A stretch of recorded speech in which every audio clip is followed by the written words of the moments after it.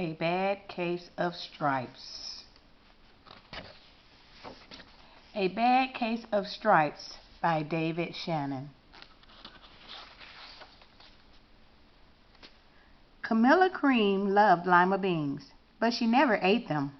All of her friends hated lima beans, and she wanted to fit in. Camilla was always worried about what other people thought of her. Today she was fretting even more than usual. It was the first day of school, and she couldn't decide what to wear. There were so many people to impress. She tried on 42 outfits, but none seemed quite right. She put on a pretty red dress and looked in the mirror. Then she screamed.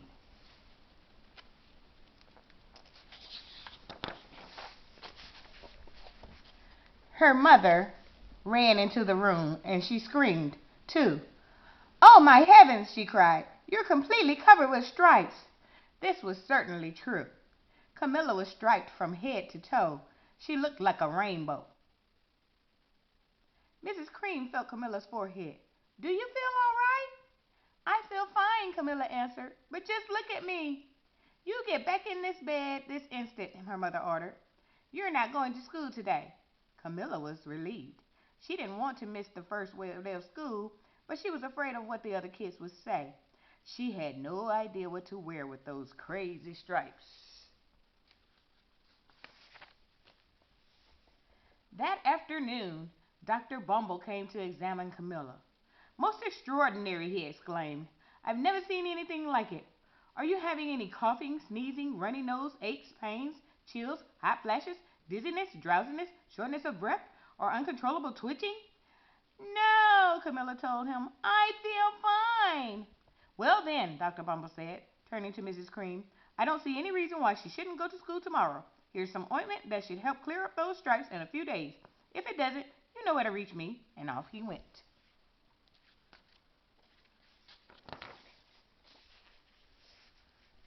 The next day was a disaster. Everyone at school laughed at Camilla. They called her Camilla Cream and Night of the Living Lollipop.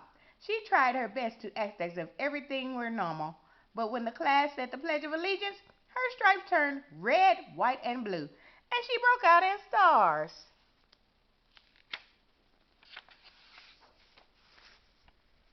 The other kids thought this was great.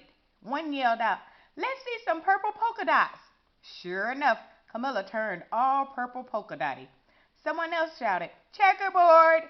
and a pattern of squares covered her skin. Soon everyone was calling out different shapes and colors, and poor Camilla was changing faster than you can change channels on a TV.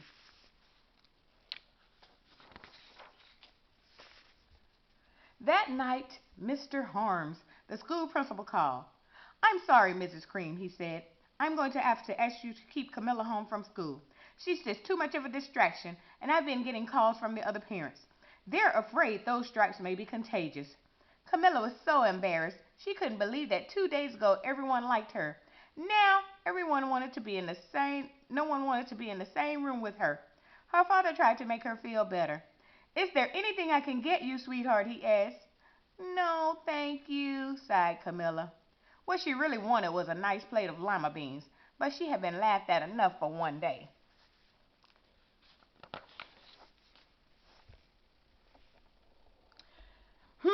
Well, yes, I see," Dr. Bumble mumbled when Mr. Cream phoned the next day. "I think I'd better bring in the specialist. We'll be right over." About an hour later, Dr. Bumble arrived with 4 people in long white coats. He had introduced them to the Creams. "This is Dr. Grop, Dr. Sponge, Dr. Cricket, and Dr. Young." Then the specialist went to work on Camilla. They squeezed and jabbed, tapped and tested. It was very uncomfortable. "Well, it's not the mumps," concluded Dr. Grop. "Or the measles," said Dr. Sponge.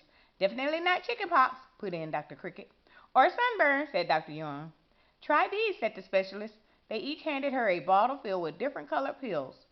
"Take one of each before bed," said Dr. Grop. Then they filed out the front door, followed by Dr. Bumble. Filed out the front door. That night, Camilla took her medicine. It was awful. When she woke up the next morning, she didn't feel different. But when she got dressed, her clothes didn't fit right. She looked in the mirror, and there, staring back at her, was a giant, multicolored pill with her face on it. Dr. Bumble rushed over as soon as Mrs. Cream called, but this time, instead of the specialist, he brought the experts. Dr. Gourd and Dr. Mellon were the finest scientific minds in the land. Once again, Camilla was poked and prodded, looked at and listened to. The experts wrote down lots of numbers. Then they huddled together and whispered. Dr. Gourd finally spoke. It might be a virus, he announced with authority. Suddenly, fizzy little virus balls appeared all over Camilla. Or possibly some form of bacteria, said Mr. Millen. Out popped squiggly little bacteria tails. Or it could be a fungus, added Dr. Gourd. Instantly, Camilla was covered with different colored fungus blotches. The experts looked at Camilla, then at each other. We need to go over these numbers again back at the lab, Dr. Gourd explained.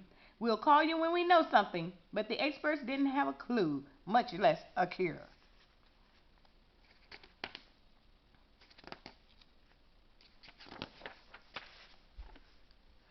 By now, the TV news had found out about Camilla. Reporters from every channel were outside her house, telling the story of the bizarre case of the incredible changing kid. Soon, a huge crowd was camped out on the front lawn.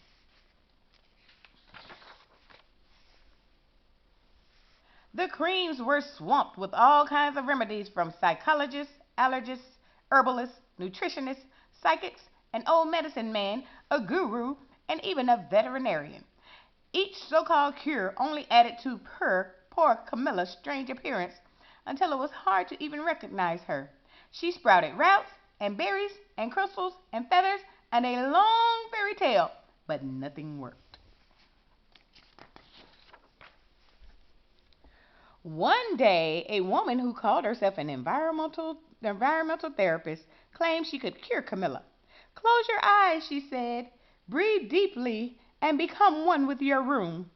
I wish you hadn't said that, Camilla groaned. Slowly, she started to melt into the walls of her room. Her bed became her mouth. Her nose was a dresser, and two paintings were her eyes. The therapist screamed and ran from the house. What are we going to do? Cried Mrs. Cream. It just keeps getting worse and worse. She began to sob. At that moment, Mr. Cream heard a quiet little knock at the front door. He opened it, and there stood an old woman who was just as plump and sweet as a strawberry. Excuse me, she said brightly, but I think I can help.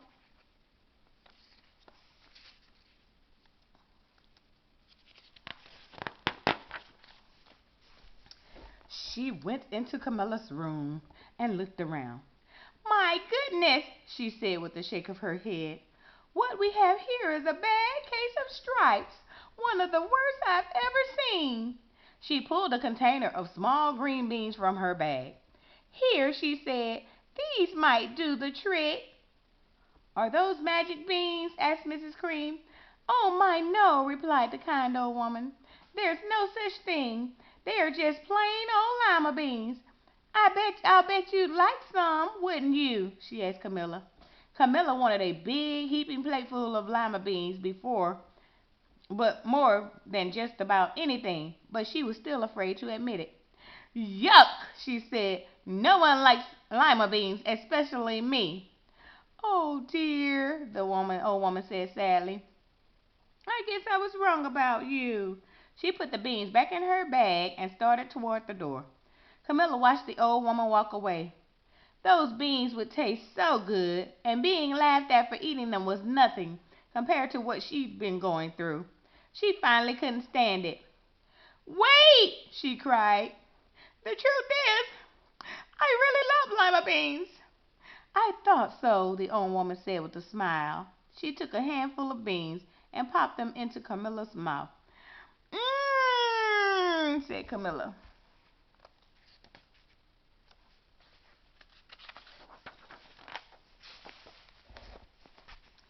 Suddenly, the branches, feathers, and squiggly tails began to disappear.